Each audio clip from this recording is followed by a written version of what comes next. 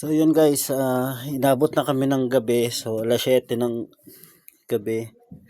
Ah, Medyo nahirapan kami sa biyahe kasi umuulan. Kaya yun, nagpasya kami na mag-in muna dito. So yan, ito yung kwarto na nakuha namin. May aircon. So 1.5 yung aircon. Di ko na kailangan kasi sobrang lamig. Kaya sabi ko yung ano na lang, yung natural lang, walang aircon, walang ano. Ayan, ito binigay sa amin. Yan, 1-2. Overnight ito. Yan ang ganda. Nakalimutan ko yung pangalan ng ano ng inn. Pero mamaya itatanong ko sa mga kasama ko. Yan, okay na. At sulit na sa 1-2. Ganda nga eh. So yan. Nandun sila sa taas. Aakyat ako sa taas para makita nyo yung view. So yan.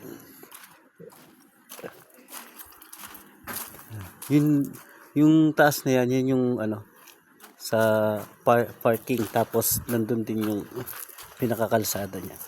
So dito tayo sa taas ng yan, yung inn na inano namin, na-occupy namin.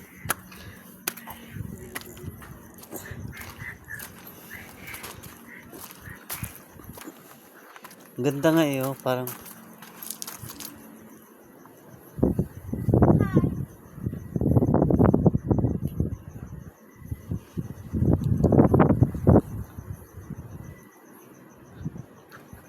yan, madilim kanina eh. So yan, ganda, parang ano, baybahayan. Ang ganda rito guys, oh. Di ba? Yan, kasama ko si Bapang Allen, Ashley Taba. Yan. Nagtanong kami dito. So pagka December pala talaga ganito yung panahon. Maulan, mahangin, kaya hindi naman bagyo.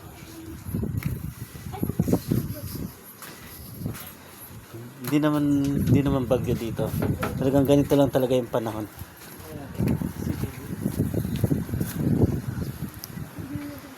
Yan. Bukas i-video ko para makita natin yung view. Yun yung tulay. Yung pinaka-highway na yan.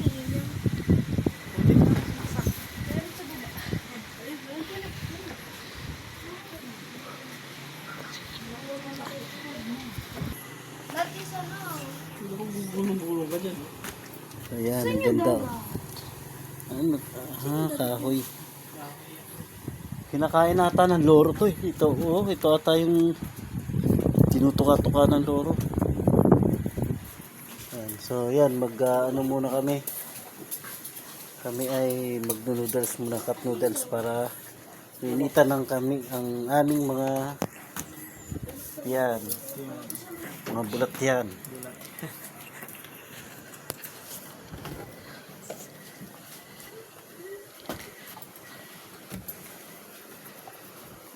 Ewan ko lang kasi sanay ako sa biyaheng ganito. Tsaka mas ano ko sa ano yung bang hindi pa nakakarating dun sa pupuntahan, tapos medyo naaberya. Ako okay lang eh. Ewan ko na sa mga kasama ko. Kasi first time talaga nila na ganito na bumiyahe. O first time din talaga nila na sumama sa mga ganitong nitong outing na naaberya. Pero okay lang, at least kailangan yung safety yung isipin para sigurado. Para kinabukasan buhay pa, di ba? Kasi inaalala namin, pagdating namin dun sa pupuntahan namin, madilim na. Okay lang na abutin kami ng dilim doon kung naka-set up na yung ano namin, yung tolda. Kaso kung ganitong oras kami darating doon, tapos magse-set up, medyo mahirap na. Hindi namin kita yung yung paligid.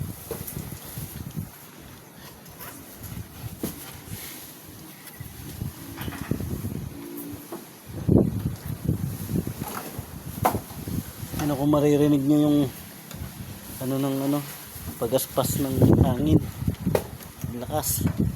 Yan, kikita nyo naman yung galaw ng halaman. Ganito pala talaga rito, parang parang signal number 1. Signal number 1, signal number 2. Yun, may nakikita akong bituin, kaya ibig sabihin maganda yung panahon. Kaso dahil nga sakop ito ng Sierra Madre. Bundok ng Sierra Madre, kaya alam niyo naman pagka nasa bundok, di ba?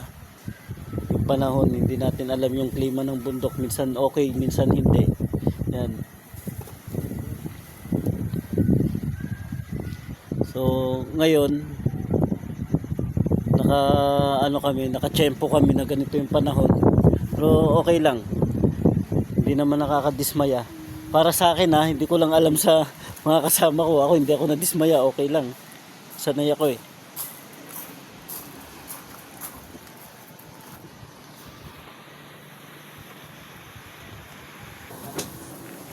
Ayan guys, tayo? Cup noodles tayo.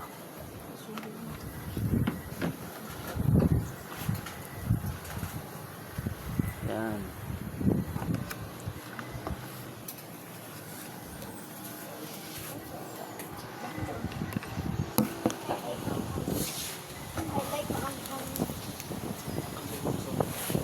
Yung kay Mami, Ashley. Ayan! Hi. Spicy yun. Spicy yun, bago yung item.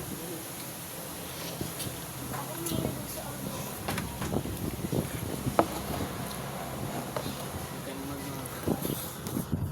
Kain muna kami, ang hirap mag-video, wala yung tripod ko eh.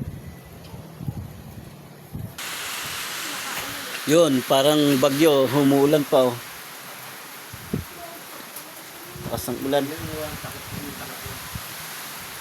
Dapat pala ang punta dito summer, yung kasi yun, yung tuwing April.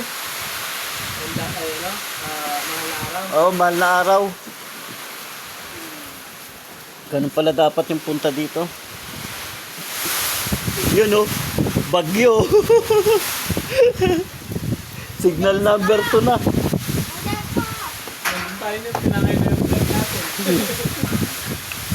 Wala na. Tayo nakakulambo na lang sa tent. Nung nakaraan, Estela Maris tayo, umulan ba nun? Inabot din tayo ng ulan nun, pero hindi sa dagat.